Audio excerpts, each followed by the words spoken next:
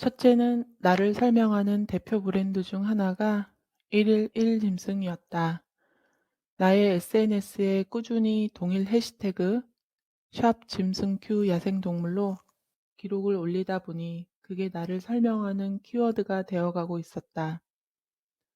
다른 분들이 나를 설명할 때 1일 1 짐승을 하고 계시는 짐승큐라고 설명하는 경우를 다른 미덕 가서도 종종 보게 된다. 내가 키우고 싶은 키워드를 해시태그에 넣고 그걸 이용해 꾸준히 디지털 자산을 발행해 본 결과이다. 두 번째는 도도 프로젝트를 생각해 보았다. 전 세계 어딘가에도 진행되고 있지 않은 프로젝트이다. 도도는 멸종을 얘기할 때 대표적으로 언급되는 종이다. 도도는 모리셔스 섬에서 1900년대 초반까지 아주 흔하게 관찰되던 날지 못하는 새이다. 원주민들이 식량으로 마구잡이로 잡아먹다 보니 개체수가 눈에 띄게 줄었고 어느새 멸종이 돼버린 것이다. 내 주변의 동물을 관찰하고 기록하다 보니 도도처럼 흔하게 관찰되던 종도 어느새 멸종이 되고 나의 기록이 마지막 기록이 될 수도 있지 않을까라는 생각이 들었다. 도도에 대한 기록이 거의 남아있지 않았던 이유도 워낙 흔하게 관찰되다 보니 사람들이 크게 관심을 두지 않았기 때문이라고 알려져 있다. 이렇듯 지금은 흔한 까치, 참새, 직박구리, 고라니, 너구리, 멧돼지 등도 인식하지 못한 채 사라질 가능성도 있지 않을까 싶다. 도도 프로젝트의 시발점인 1일 1 짐승을 오늘도 기록하는 이유이기도 하다. 일단 나한테 잘하자. 짐승 마음, 짐승만이 안다. 나 혼자 하고 있는 습관 챌린지 중 하나인 건강 식단 챌린지와 관련한 이야기다. 나는 요리사도 영양사도 아니다. 사실 손으로 하는 그 어떤 것도 소질이 없다. 그런 내가 어떻게 이런 챌린지를 시작하게 되었는지 나의 과거 이야기로부터 시작해 보려고 한다. 과거의 나를 크게 네 가지로 설명해 볼 수 있다. 첫 번째는 벼락치기와 번아웃이다. 학창 시절 내내 벼락치기 공부를 했다. 그 습관은 사회생활을 하면서도 이어졌다. 큰 과업을 맡게 되면 마감일까지 전전긍긍대며 스트레스만 받았다. 끝에 가서야 일을 마무리하기 일쑤였다. 일에 진전도 없으면서 야근을 하고 상습적으로 몸과 마음이 긴장되어 있었다. 그렇게 번아웃이 찾아왔었다. 두 번째 키워드는 좋든 싫든 회식이다.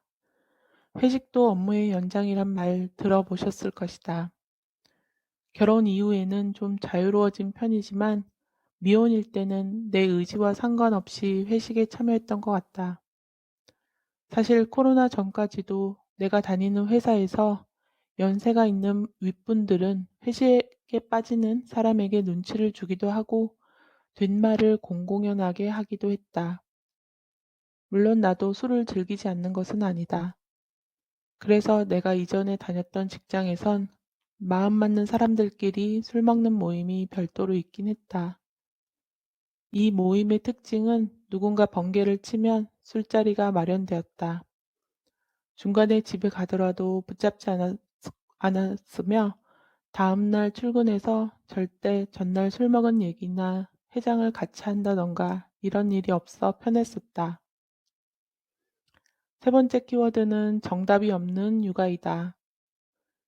100일의 기적을 믿었지만 100일 때 기절할 정도로 힘들었고 육아서를 봐도 정답은 없어 막막했던 기억이 떠오른다.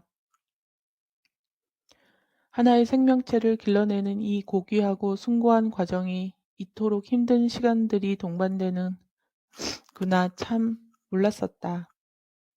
지금도 아이와 함께 성장해 가고 있다고 생각한다.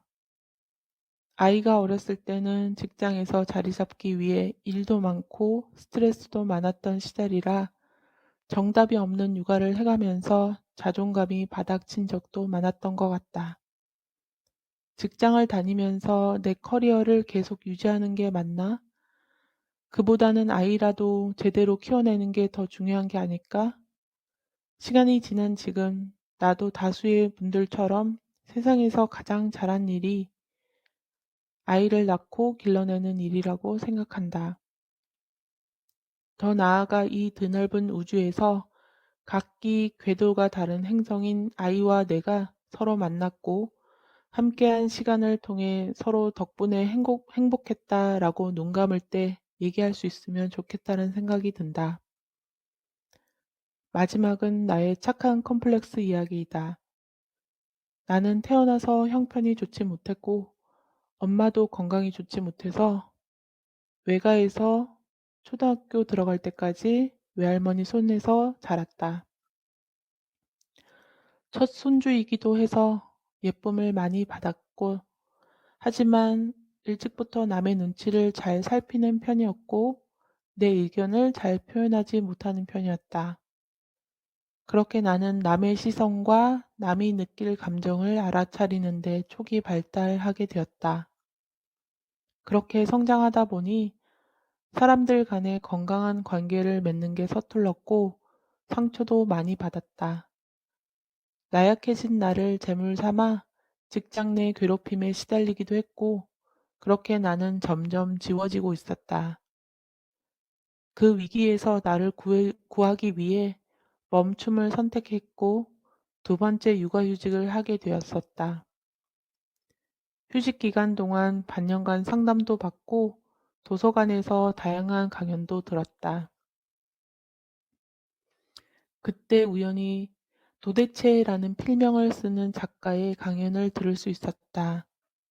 그 강연에서 소개된 책이 바로 일단 오늘은 나한테 잘하자이다. 강연을 마치고 직접 제작했다는 포스트잇도 나눠줬었다. 그 포스트잇을 지금껏 아껴가며 사용하고 있다. 포스트잇엔 일단 오늘은 나한테 잘하자라고 글이 적혀 있다. 간혹 퇴근 전인데 방전될 때면 그 포스트잇 한 장을 뽑아 다이어리에 붙여준다. 그때 그 작가와의 만남 이후 아이디어를 얻어 일단 나한테 잘하자 건강식단 챌린지를 하게 되었다. 2021년 11월 18일부터 지인 2명과 함께 매일 아침 본인에게 올리는 밥상 사진을 찍어서 단톡방에 올리고 있다. 2022년 7월 14일 현재 지금까지 239일째 하고 있다. 사실 처음에는 서로의 밥상을 자랑하는 사진 위주로 올렸고 색다른 식재료가 눈에 띄면 서로 정보를 주고받는 정도였다. 그러다 올해 1월부터 미라클 모닝 챌린지를 하면서 새벽 루틴의 하나로 건강식단 챌린지를 하고 있다. 처음 건강식단을 시작했을 때는 식재료를 다듬고 삶고 끓이고 시간이 많이 걸렸다. 지금은 미리 손질한 재료들을 냉장고에서 꺼내서 그릇에 가지런히 플레이팅만 하면 되어 시간이 많이 걸리지 않는다.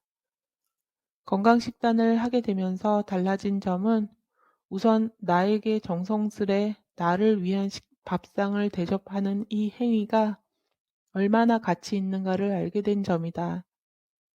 예전에는 식구들과 함께하는 식사나 회사 구내식당에 몰려가서 먹는 식사, 그리고 회식 등으로 하루 세끼를 때우기 일쑤였다. 그러다 보니 나보다는 내 식구들의 입맛을 챙기고 혹은 아이나 남편이 남긴 음식을 버리기 아까워 해치우는 식의 식사를 했던 것 같다. 그리고 직장에서도 동료나 상사의 취향에 맞는 메뉴로 식사를 하는 경우가 많았었던 것 같다. 그런데 새벽마다 그 누구를 위한 밥상이 아닌 나에게 오롯이 대접해 올리는 이 밥상을 준비하는 행동 하나하나가 의미 있음을 알아차리게 되었다. 그렇게 나를 위해 좋은 식재료를 준비하는 데 진심을 다했다. 결국 좋은 음식을 내 몸에 넣어주게 되면 좋은 사람, 선한 영향력을 행사할 수 있는 힘이 생긴다는 믿음까지 생겨났다.